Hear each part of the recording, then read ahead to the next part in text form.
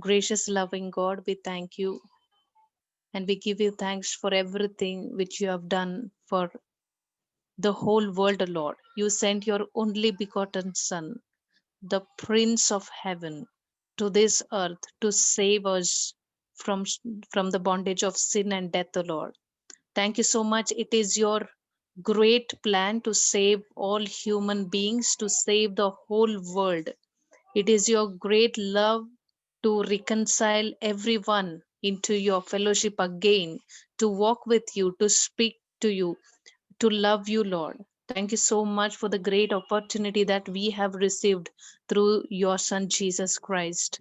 Lord, we have the only one Savior, the only one way to heaven, that is Jesus Christ. Lord, thank you for now creating this way to reach into heaven, Lord.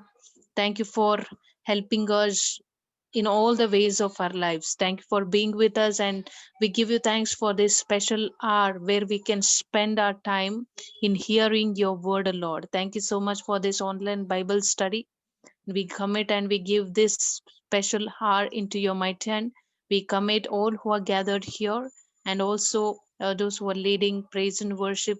As Joella is leading praise and worship, we commit her into your mighty hand, O Lord. As Brother Joel is sharing the word, we commit him into thy mighty hand.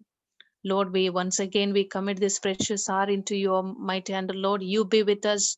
Let your spirit move around us and fill our hearts and speak to us, Lord.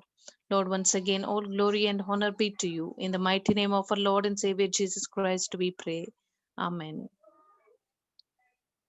Now, in this special time, I request Joella to lead us in praise and worship. Thank you, Arya. I hope I'm audible. Yes, yes, no. Yes, Joella. Yes. Okay. So yeah, since we're just a few of us, we'll be singing a common song. I hope everybody knows the song. But let's spend this few moments praising God, and let's sing the first song. It says Hosanna in the highest. Hosanna, Hosanna, Hosanna in the highest. Hosanna, Hosanna, Hosanna in the highest. Lord, we lift up your name with our hearts filled with praise. Be exalted, O Lord our God, Hosanna in the highest. Glory, glory, glory to the King of Kings. Glory, glory, glory to the King of Kings. Lord, we lift up your name with our hearts filled with praise. Be exalted, O Lord our God. Glory to the King of Kings. Jesus, Jesus, Jesus is the Prince of Peace. Jesus, Jesus, Jesus is the Prince of Peace. Lord, we lift up your name with our hearts filled with praise. Be exalted, O Lord our God. Jesus is the Prince of Peace. We sing the next song that says Ancient of Days, because we know that our Lord God is the one who has been there from the beginning of time, and he will be there forever and ever. And there is nothing that can take his place. Let's sing this song. Blessing and honor, glory and power be unto the Ancient of Days. From every nation, all of creation, bow before the Ancient of Days. Every tongue in heaven and earth shall declare your glory. Every knee shall bow at your throne. In worship you'll be exalted, O God, and your kingdom shall not pass away, O Ancient of Days. Your kingdom shall reign over all the earth. Sing unto the Ancient of Days, for none can compare to your matchless word. Sing unto the Ancient of Days. Every tongue in heaven and earth shall declare your glory. Every knee shall bow at your throne. In worship you will be exalted, O God, and your kingdom shall not pass away, O Ancient of Days. Blessing and honor, glory and power be unto the Ancient of Days. From every nation, all of creation, bow before the Ancient of Days. Every tongue in heaven and earth shall declare your glory. Every knee shall bow at your throne. In worship you will be exalted, O God, and your kingdom shall not pass away, O Ancient of Days. Your kingdom shall reign over all the earth. Sing unto the Ancient of Days, for none can compare to your matchless word. Sing unto the Ancient of Days. Every tongue in heaven and earth shall declare your glory. Every knee shall bow at your throne. In worship you will be exalted, O God, and your kingdom shall not pass away, O Ancient of Days. As we sing this last song in worship, let us lift the name of Jesus high, because as the word of God says that his name is higher than any other name on earth, and he is the King of Kings, he is the Lord of Lords, he is the Prince of Peace, he is the one who provides for us, and he is the one who heals us, he is the one who takes care of us, and he is faithful at all times. So let's sing this last song. His name is higher than any other. His name is Jesus. His name is Lord. His name is higher than any other. His name is Jesus. His name is Lord. His name is wonderful. His name is Counselor.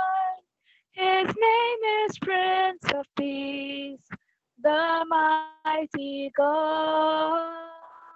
His name is higher than any other. His name is Jesus. His name is Lord. His name's a fountain of living water. His name is bread of life to satisfy. His name is healing for every nation. His name is Jesus. His name is Lord. His name is higher than any other. His name is Jesus. His name is Lord. His name is higher than any other. His name is Jesus. His name is Lord. Father, we thank and praise you for this time that you have given to us. And we lift your name on high. We give you all glory, honor, and praise because you are worthy of it and you deserve it. Lord, we thank you for being with us. Thank you for your presence that is always with us, leading us and guiding us. And even as we move into a time of hearing from your word, we pray that you would speak to our hearts and that you would enable us to take back something that we can hold on to and put it into practice in our everyday lives. Lord, we commit the time ahead into your hands. In Jesus' name I pray. Amen. Thank you so much, Joella, for the wonderful praise and worship. Now I request Brother Joel Sons to lead us in the Word of God. Yeah, thank you, Aya. Thank you, Joella, once again for the wonderful worship. Even as we go ahead, all right. So I know we are in Christmas season. So I just thought of, we'll just meditate upon what really happened when Jesus was when Jesus was born on this earth. And this is a good time to remember as we celebrate, as we are time and again celebrating Christmas during this time of season. So let's, at this point, let's prepare our heart and let's ask Lord that, Lord, you help us experience the real Christmas that happened 2000 years ago. It sounds very obvious that it's a celebration, but there was a lot of things in history which happened. So this evening we are going to just look upon some of it, like just to point some points to ponder upon. It is a real story which happened, and it is his story, which is the history which happened 2000 years ago, and it is a well established fact. It's not that, just a myth or something. It's a real story which happened. So this is the first thing that all of us need to agree upon if we want to know about Jesus, that it is a real story.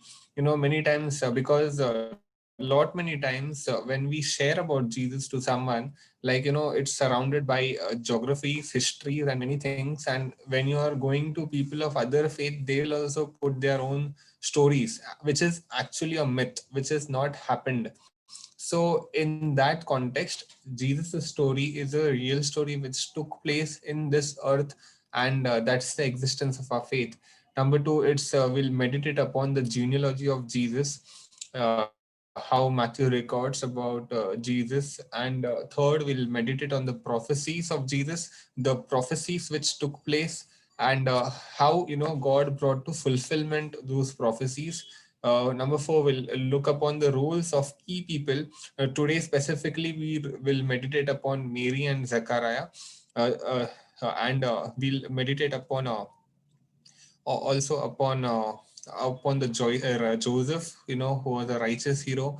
And if time permits, we'll look at it about the last 2 points. So coming to, the genealogy of Jesus. So there were around, Matthew mentions about the lineage of Jesus, like that's how I've given the family tree of Jesus. But just a context to Matthew and Luke. So Matthew and Luke are two people who give a lot of, a lot of light on the birth of Jesus, whereas Mark, who was a disciple of Peter, and John, who was himself a disciple, they are not giving so much light. But Matthew and Luke specifically, they give a lot of light on the birth of Jesus. And who was Matthew? Matthew was a tax collector. A tax collector of that day must know Greek and be a literate. He was a very well organized man, and he was a tax collector, and he was a Jew. So if you read it from the light of Jew, or read it from the light of Matthew writing the Gospel of Matthew, it is more addressed, like kingdom of heaven instead of kingdom of God. And like he's focusing on the lineage of David. So that's how, he's bringing the lineage of David, that it was like from Abraham to David, and then David to Abraham to David, and then David to Jesus Christ. That's how he brings that context in place, because Jews were very specific about, all this genealogy, because Jews in those days knew that Messiah is going to be coming from David's promised line. Because it was a prophecy about Jesus, which we'll go ahead and see, that Messiah is going to be born from the line of David, because God promised David that he will ensure, there will be a king in his generations who will save his people. And that's how, Matthew is very strong when he's referring to Jesus, or when he's referring about the birth of Jesus, to give the right context in place, that look, that Jesus was, as per the Bible, as per the Jewish literature and whatever it required, he is the Messiah. He is from the line of David's royal line. Number three, it's he's very clear that, like, it was the legal lineage was of Joseph, whereas the blood lineage was not of Joseph, because as the blood of Jesus was a holy blood. It was not a human blood, because it was full of sin. It's only for setting the context right that Matthew is focusing and emphasizing more that it is only the legal lineage of Joseph. And whereas, Luke, Gospel of Luke provides about the blood lineage through Mary and etc. But again, however, anything having said so, because even if you see the kings, because the genealogy of Jesus, that is the genealogy of Joseph, is all about kings being his forefathers, like David, and David to Solomon, and Solomon to Joachim, and etc. etc. But there was a king called Joachim. He was a cursed king. He God had actually, cursed him. But and that's why, in fact, the whole lineage was cursed. But to set the context right, Jesus was not the blood lineage of Joseph. It was only a legal lineage of Joseph. So that's about how Matthew puts forth. And Matthew is very clear that his audience is Jews who understand the Jewish context. And coming to the first point, like how I said, that it is fully backed with genealogies, it's fully backed up with prophecies, with literature. And it's because Jews will not believe anything just ऐसे ही कोई बोल दिया तो they'll not just believe it. They'll test it by the word of God. So that's why Matthew just presents it very strong, loud, and clear. There were, if you see in that genealogy itself, it mentions four women who are very unusual. That four women which the genealogy mentions, it's only four women out of all the men. There are four women who are mentioned, and those four women, all of them had a bad past, or maybe a unusual past. Not all had a bad past, but not all would qualify for the kingly requirements. So number one, it says about Tamar. Tamar was she was a daughter-in-law of Judah. And if you read it in Genesis 38, it speaks about the story of Tamar. Like, she was a daughter-in-law for Judah. And like, because Judah's sons were wicked, Judah's first son died. And because it's the Jewish culture that if the older son dies, his wife will be the right of the younger son, the next in lineage. So second one died. And because again he was a wicked person in the sight of God. And when it came to the third one, Judah said, now this girl mein kuch khot hai, I'll not give my third son to her, because if he also gets married, he'll also die. So what Judah does is he plays it safe. He says that when once he becomes big, then I will send this boy to be your wife, to be your husband. And Tamar was already, she had gone through a lot in her life. She was not a person who had a good time. It's not easy, especially today, where we are in a society where at least, there is remarriage, and many things still is good in our accepted in our society. But in those days, I'm sure, it would be in a curse. Tamar would have been just felt herself like she's a curse amongst women. That was her past.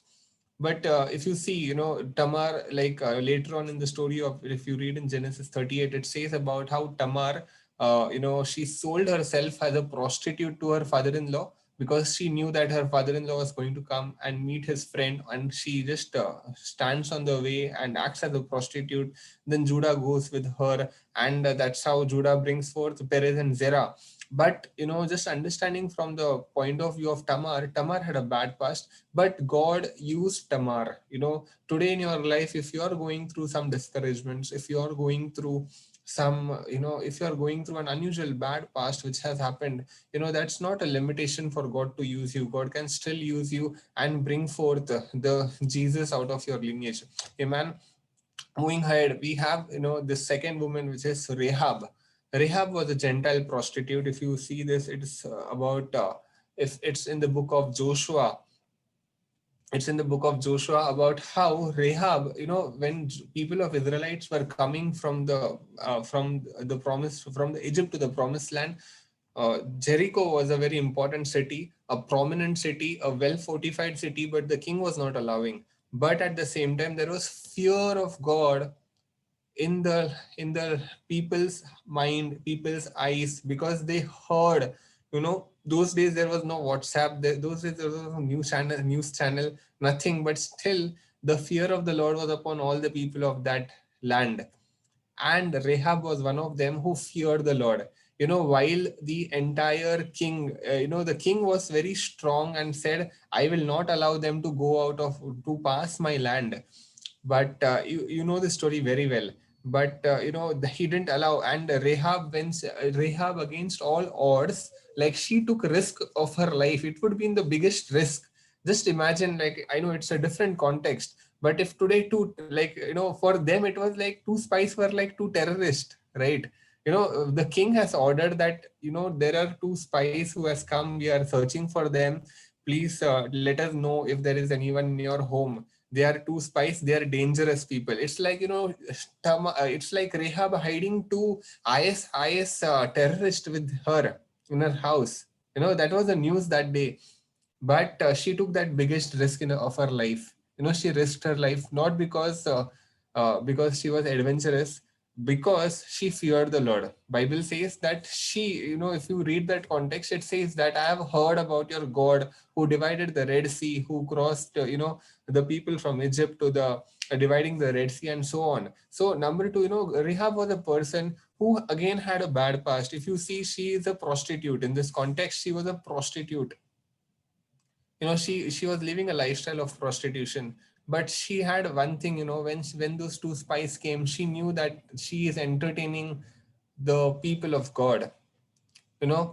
She was a Gentile prostitute for whom God took extraordinary measures to save both from judgment and her lifestyle of prostitution. She hid the two spies, and and she was the only person in that city who was saved.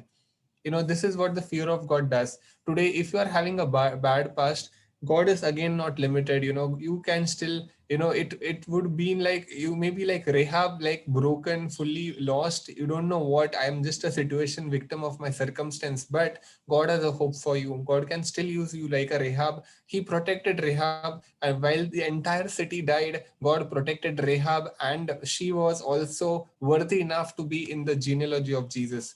Amen. So this is what second woman. Third woman is the Ruth. Again, Ruth was a very extraordinary woman of her times. While the entire she had a choice in her life to leave her mother-in-law and to go back to Moab. She was a Gentile. Forget about anything.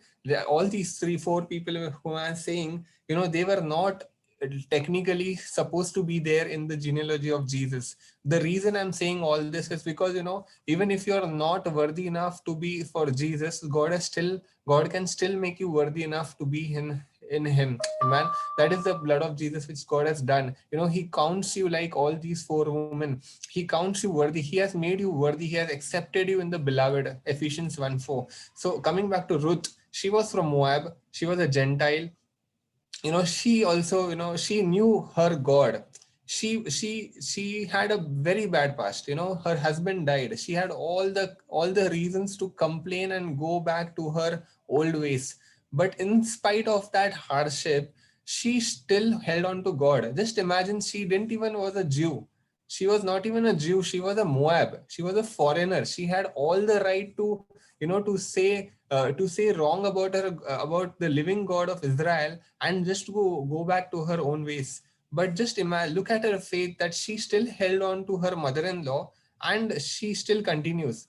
And that was the reason, she was an extraordinary woman. She was not a woman who was a normal woman. She was an extraordinary woman, and that's what qualified her to be in the lineage of Jesus. Amen. It's not because she did anything, but it's because she loved the Lord. So this is the third woman, and coming to the fourth one, it is Bathsheba. It says in even the Matthew doesn't even call her name. It says that David the king begot Solomon by her, who had been the wife of Uriah. Again, Uriah was a Hittite. If you see, if Uriah is a Hittite, and Bathsheba again had a very bad past. All of you would know this story about how David and Bathsheba committed adultery, and how David lost his whole big purpose of God. But still, God used Bathsheba to be in the lineage of Jesus. God still has a hope.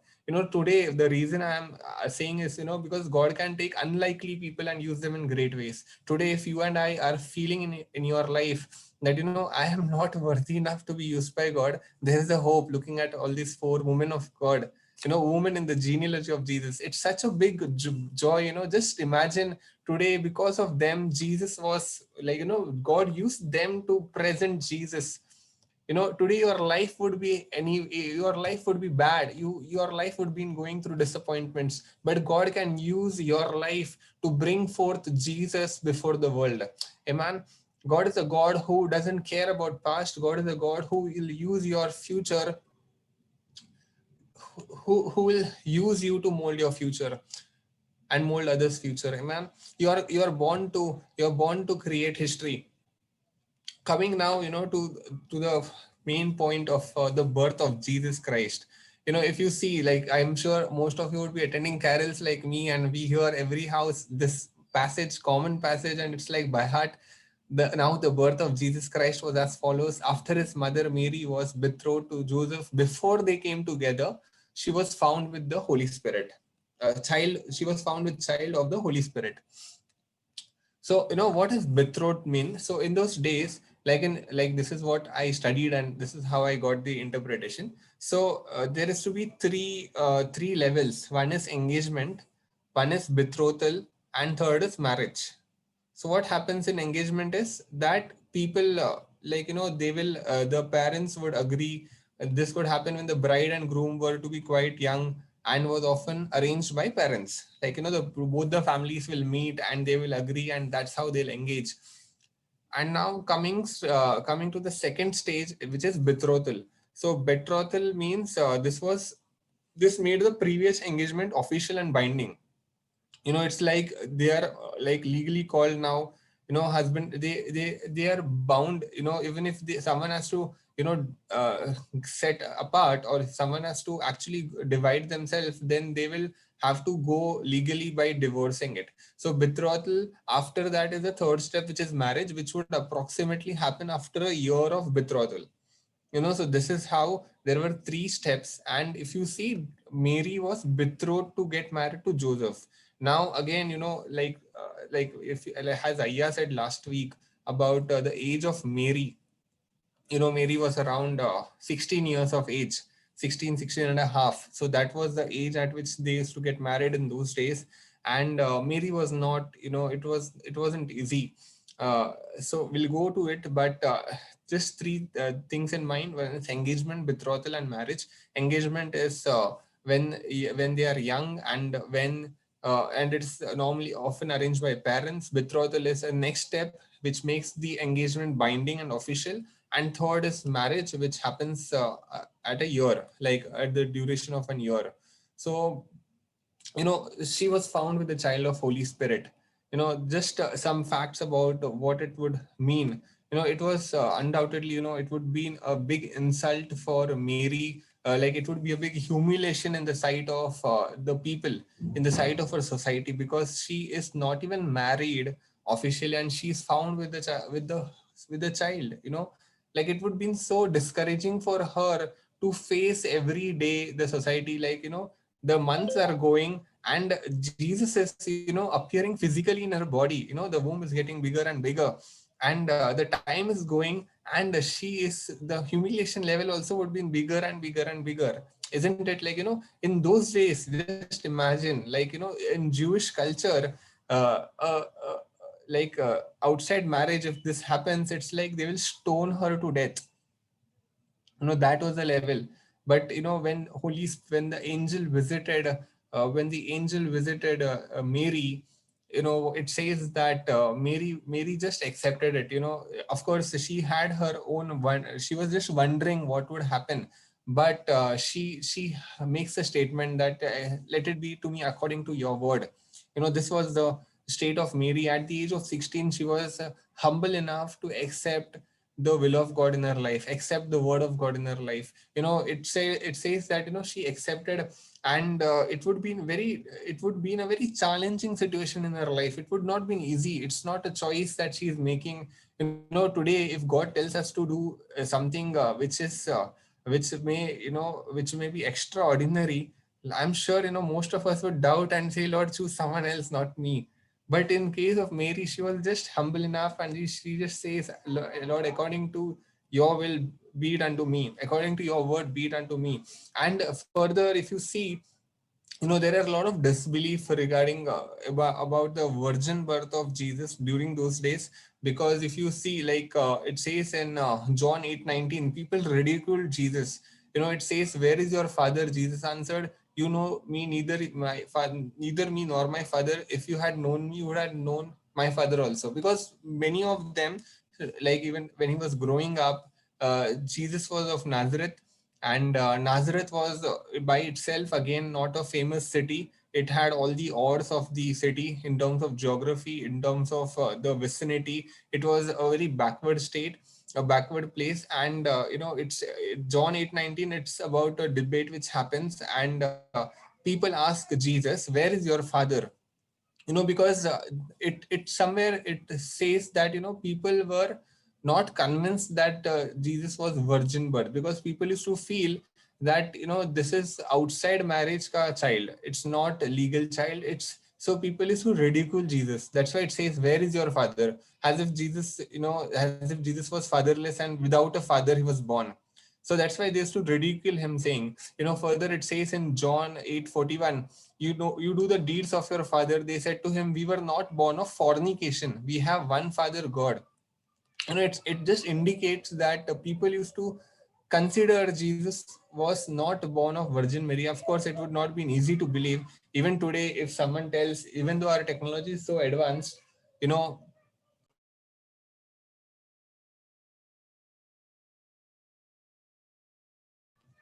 yeah, so even today, even though the technology is so advanced, and still it would be no one would agree that it's a virgin birth. And it was same those days.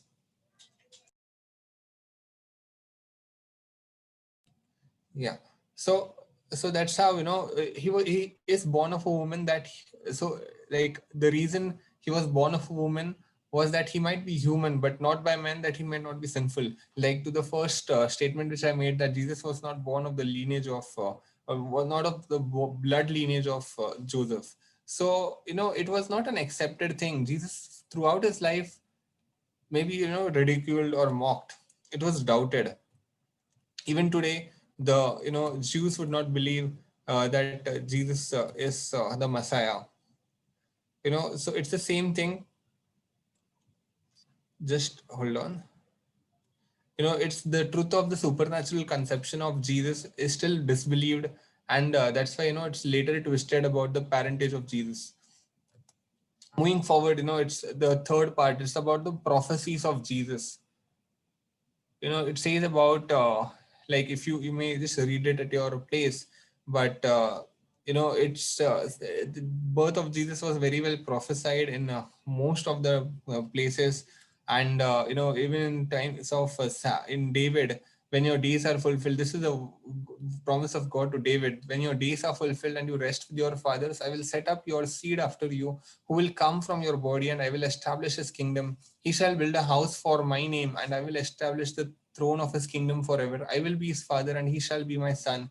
If he commits iniquity, I will chasten him with the rod of men and with the bows of the Son of Man, but my mercy shall not depart from him. So it basically says, this verse 16, and your house and your kingdom shall be established before you, your throne which shall be established forever.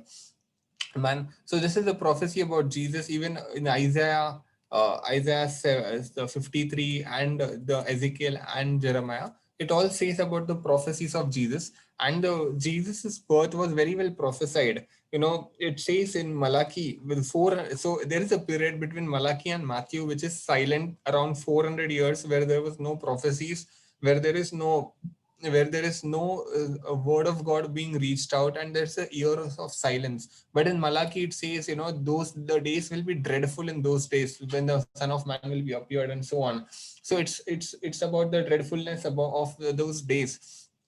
So why am I saying this?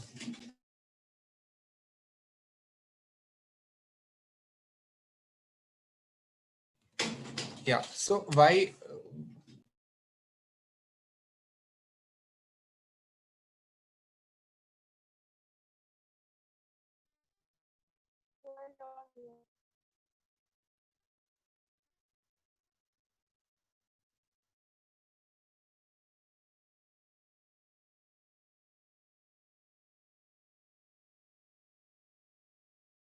So sorry, I was on mute. I was saying, I'm sorry for that.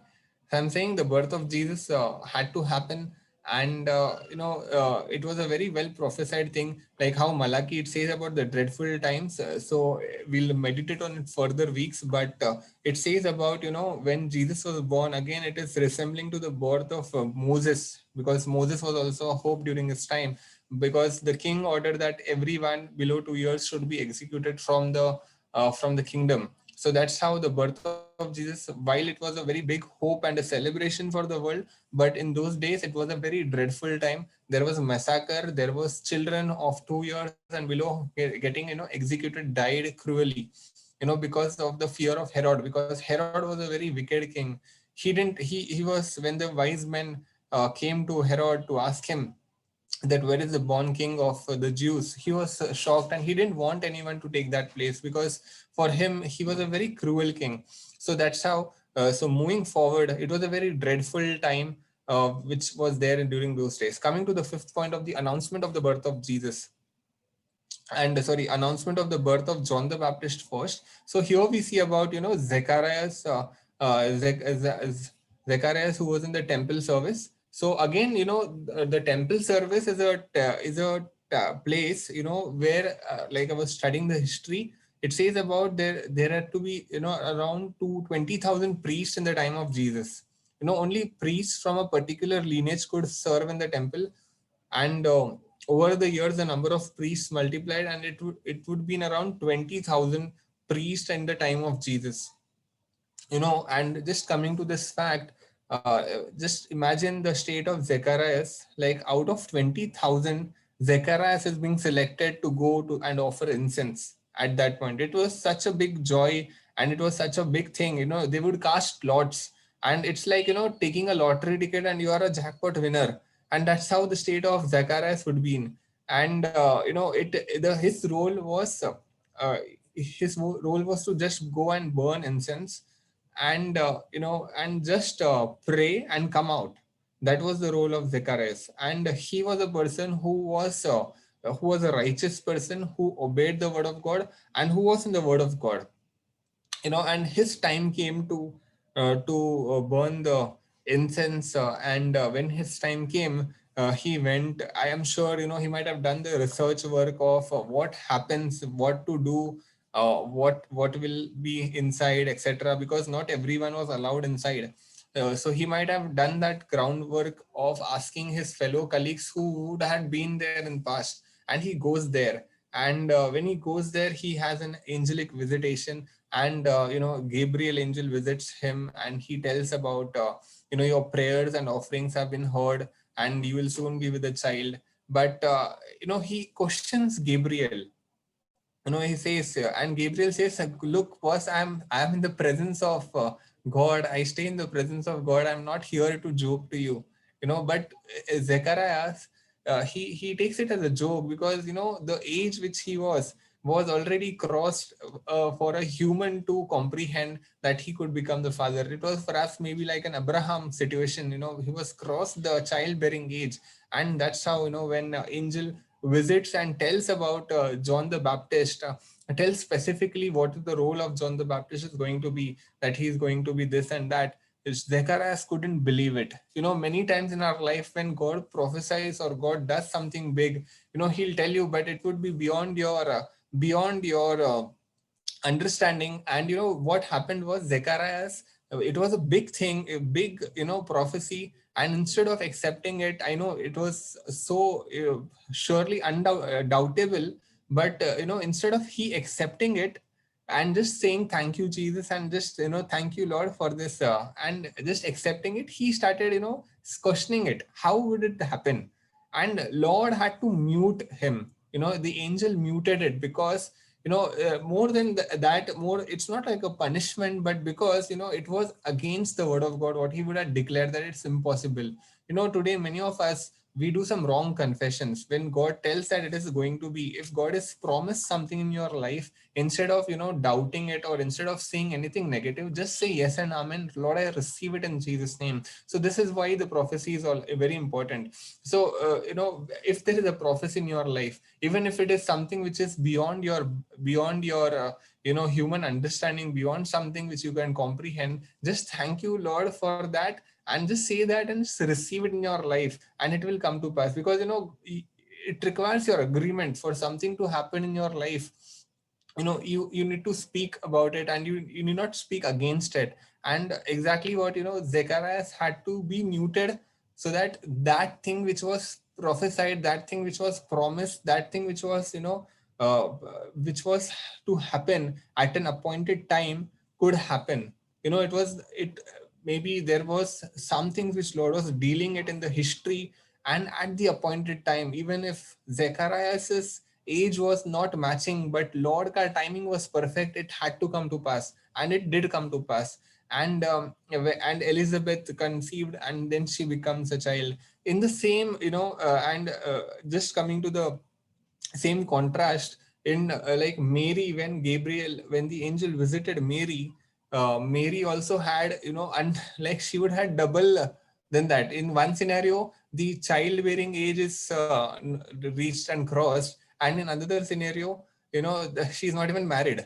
So it's such an opposite thing. And Mary, it's like, at least with Zacharias, it is at least possible. He had a precedent of Abraham to at least think ki ho sakta hai. Mary, in other case, she didn't even thought or had ever even, maybe she was a godly woman. She might have read in Isaiah 7:14 that the virgin will conceive birth and she'll give birth and etc. But it would be so unreal. But still, she made that courage to believe, because it is from God. And let me be clear. These people were in the word of God. These people knew God. And of course, they would not have been having everyday angelic visitation, or in our city, in our life today, we have Holy Spirit to speak to us every day. But in those days, I'm sure they would not even having that, but they just believed in the word of God, and that's how they moved.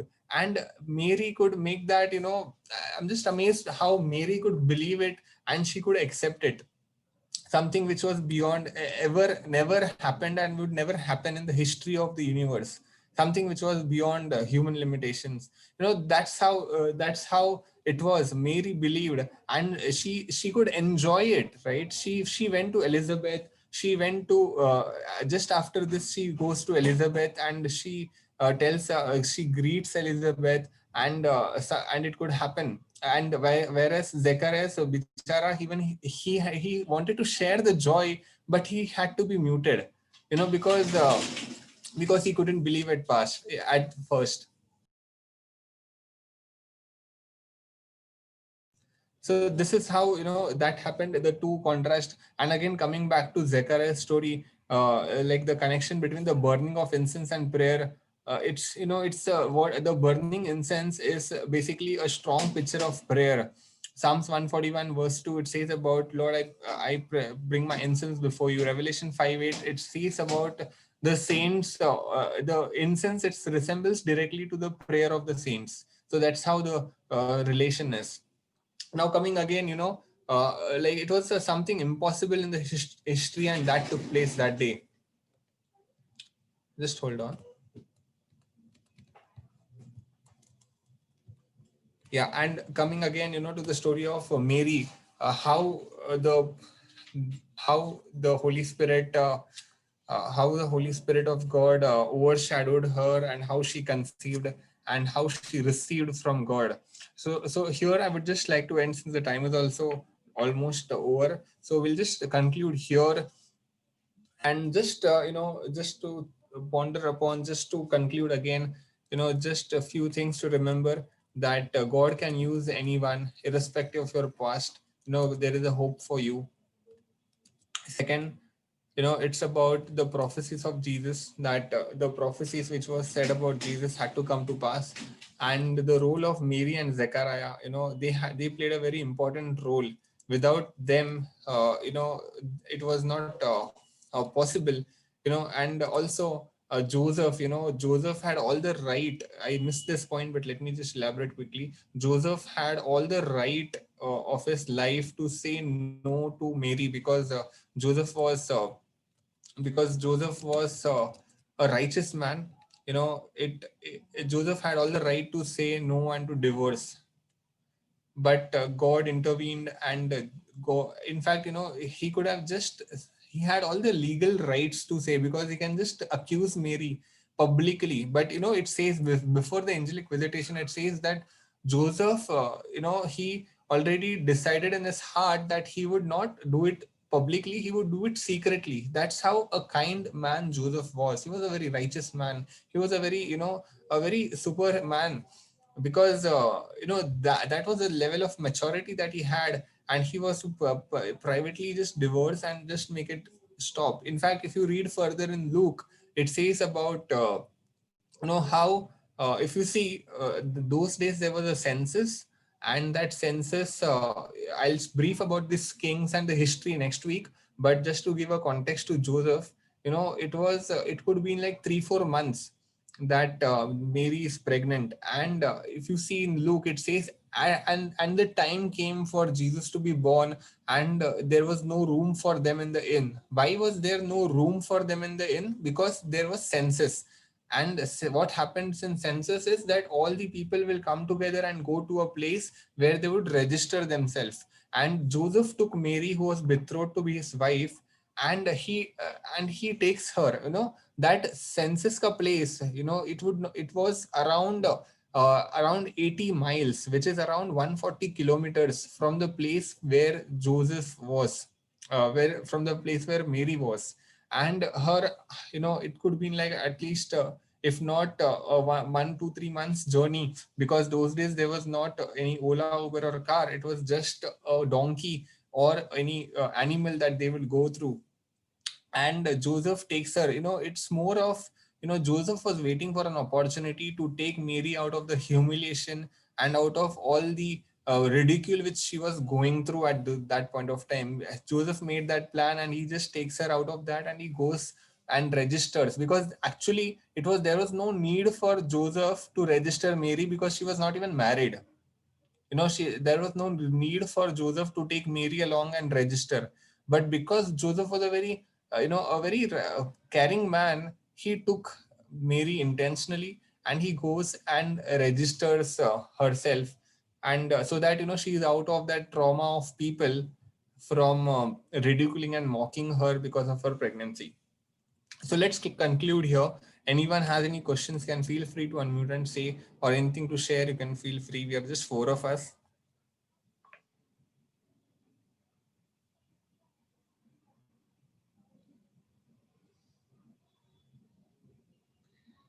So if not, then we'll just quickly pray. Even Aya has just messaged that she had to leave for some dry run.